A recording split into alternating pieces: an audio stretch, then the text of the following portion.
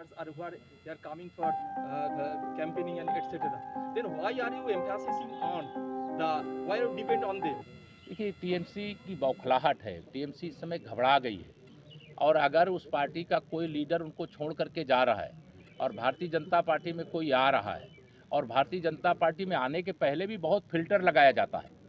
जो भारतीय जनता पार्टी में आने लगभग 18 घंटे जो जनता की सेवा में समर्पित करते हैं, इस भाव से जो काम करने वाले हैं वो समझते हैं कि भारतीय जनता पार्टी कोई टीएमसी नहीं है और कि यहाँ आकर के केवल सत्ता मिल जाएगी तो जनता को लूटेंगे, कट मनी लेंगे, भ्रष्टाचार करेंगे, गुंडई करेंगे।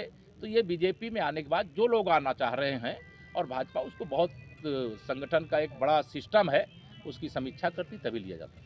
जय श्री राम। जय श्री राम। और उस जय श्री राम के महामंत्र में शिक्षित, अशिक्षित, गरीब हो, किसान हो, मजदूर हो, चारों तरफ नारा लग रहा है।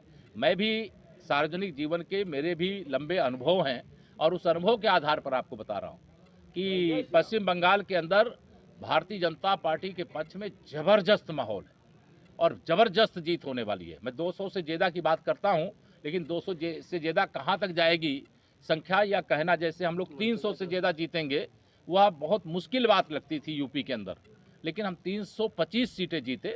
तो ऐसे 200 पार कितनी सीटें जीतेंगे?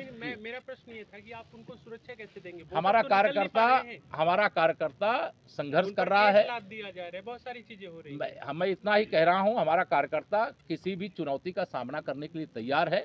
लोकतांत्रिक और संवैधानिक तरीके से हमारे कार्यकर्ताओं का बलिदान हुआ है। उन बलिदानी कार्यकर्ताओं को मैं श्रद्धांजलि अर्पित करता हूं।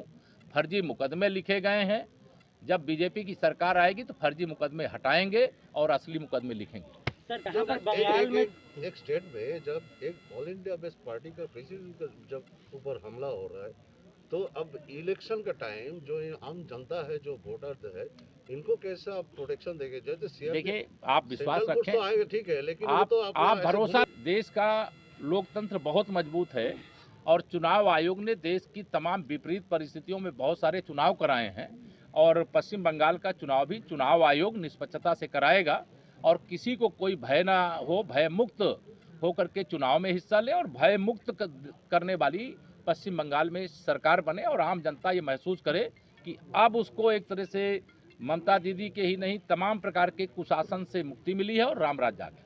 There is a meeting was held between the YC meme with a Muslim cleric Abbasuddin, and the TMC is alleging that it is an agent of BJP. What do you react? मैं इसका reaction एक ही है कि मैं UP में भी नारा लगाता हूं और पश्चिम बंगाल में भी आज ये नारा लगा रहा हूं। आप इसको दोहरा लीजिए, लिख लीजिए और यही होने वाला है। 100% में से 60% हमारा है, बाकी में 40% जो बचा है उसमें बंटवारा है और बटे हुए 40% में भी हमारा है।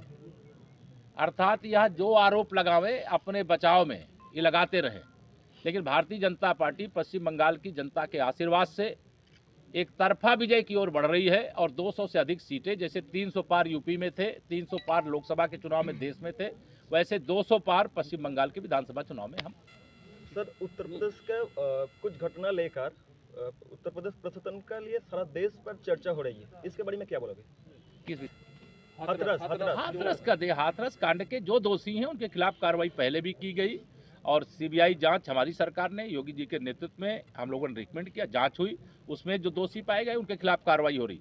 महिलाओं पर करने वाले अत्याचार, वहाँ के नागरिकों पर अत्याचार करने वाले, वहाँ गरीबों की जमीन, किसानों की जमीन और व्यापारियों की जमीन या सरकार की जमीन पर कब्जा करने वाले यूपी छोड़ करके भाग रहे हैं और जो यूपी में मिले हैं उनको पकड़ा गया, उनके खिलाफ अभियान चल रहा है। जो अवैध कब्जे करके इमारतें खड़ी की थी उस पर बुलडोजर चल रहा है। इसलिए यूपी के बाद किसानों की हितैषी सरकार है और किसानों के भलाई के लिए जब से सरकार आई तब से लगातार हम काम कर रहे हैं। अभी पिछले दिनों 4 विषय बचे थे जिसमें 2 विषय पे सहमति हो गई थी।